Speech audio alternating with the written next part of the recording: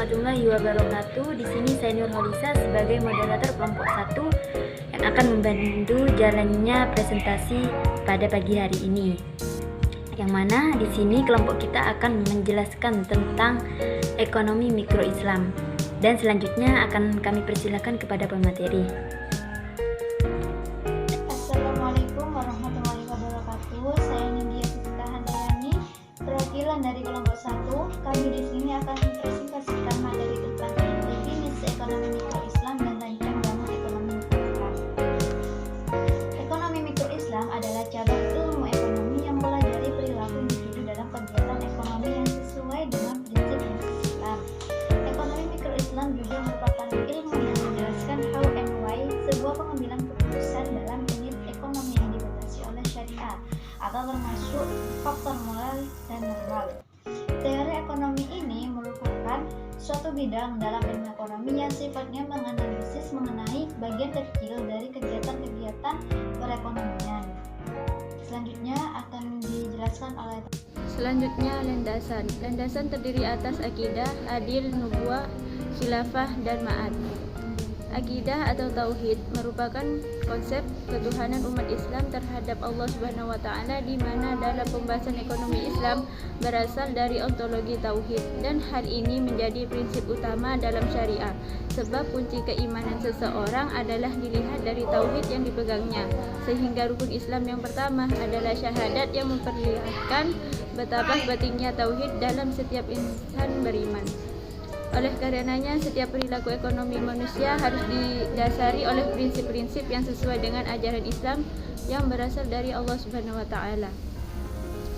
Adil di sini mengandung makna bahwa dalam setiap aktivitas ekonomi yang dijalankan tidak terjadi suatu tindakan yang menzalimi orang lain. Konsep adil ini mempunyai dua konteks, yaitu konteks individual dan konteks sosial. Khilafah atau berarti pemimpin membawa implikasi bahwa pemimpin umat dalam hal ini bisa berarti pemerintah adalah suatu yang kecil namun memegang peranan penting dalam tata kehidupan bermasyarakat. Islam menyuruh kita untuk memenuhi pemimpin selama masih dalam koridor ajaran Islam. Ma'ad atau retun ini berarti dalam Islam pun membolehkan mengambil keuntungan dalam melakukan aktivitas perekonomian. Oleh karenanya, salah besar yang beranggapan bahwa dalam Islam tidak boleh mengambil keuntungan. Assalamualaikum warahmatullahi wabarakatuh. Saya Muhammad Syariatullah akan menjelaskan tentang tiang ekonomi Islam terdiri dari 3 prinsip. Yang pertama yaitu kepemilikan multijenis.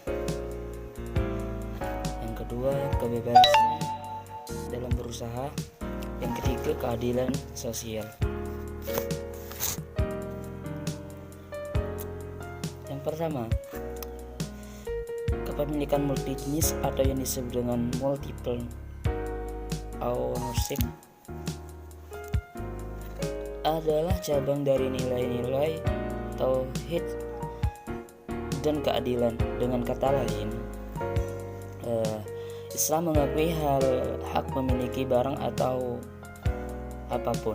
Islam mengakui akan hak pribadi, hak kelompok, atau hak secara rasio atau hak secara nasional. Terlepas dari semua hak yang diakui secara prinsip, tetap hak yang sesungguhnya pada Allah Subhanahu wa taala. Yang kedua, kebebasan bertindak atau freedom to attack, di mana di sini terbentuk atas dasar nilai nubuwah, adil, dan khilafah. Ketika dua hal ini terbentuk, maka mempraktekkan pertanyaan tentang prinsip apakah yang diterapkan dalam ekonomi Islam sudah tidaklah sulit. Yang ketiga yaitu keadilan sosial atau social justice. Orang yang memiliki keadilan sosial sudah memiliki pondasi dan nilai khilafah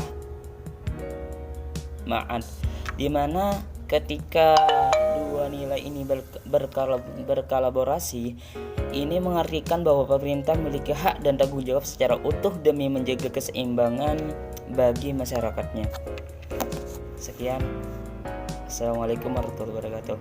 Di sini Senior Holisa akan melanjutkan materi tentang rancang bangun ekonomi mikro Islam. Yang mana yang terakhir yaitu suatu atap, yang mana atap itu merupakan suatu akhlak yang harus ada dalam suatu aktivitas perekonomian mikro Islam. Dengan adanya akhlak ini, kita dapat melakukan suatu perekonomian dengan berdasarkan syariah Islam, sehingga tidak akan merugikan pihak lain seperti perilaku boror, riba, dan lain-lain. Dengan ini dapat kita terapkan dengan lebih mengutamakan kepentingan bersama daripada kepentingan pribadi, dan juga lebih mengutamakan menghindari kerusakan daripada kebaikan. Nah, dengan alat ini kita bisa menyempurnakan rancang bangun ekonomi mikro Islam, karena dalam suatu aktivitas manusia sangat dibutuhkan yang namanya akhlak. Karena dengan ini kita bisa menjalankan suatu aktivitas dengan baik. Jadi dapat kita simpulkan bahwasannya ekonomi mikro Islam itu suatu aktivitas perekonomian yang mana aktivitas tersebut sesuai dengan syariah Islam, sehingga tidak merugikan pihak lain. Dengan ekonomi mikro Islam itu dapat kita bangun dengan tiga komponen, yaitu landasan, tiang, dan atap. Dari ketiga komponen tersebut harus saling dijalankan, karena dengan tiga komponen tersebut kita bisa membangun ekonomi mikro Islam dengan sempurna. Jadi cukup sekian presentasi dari kelompok kami. Apabila ada salah kata dan kurang lebihnya mohon maaf. Wassalamualaikum warahmatullahi wabarakatuh.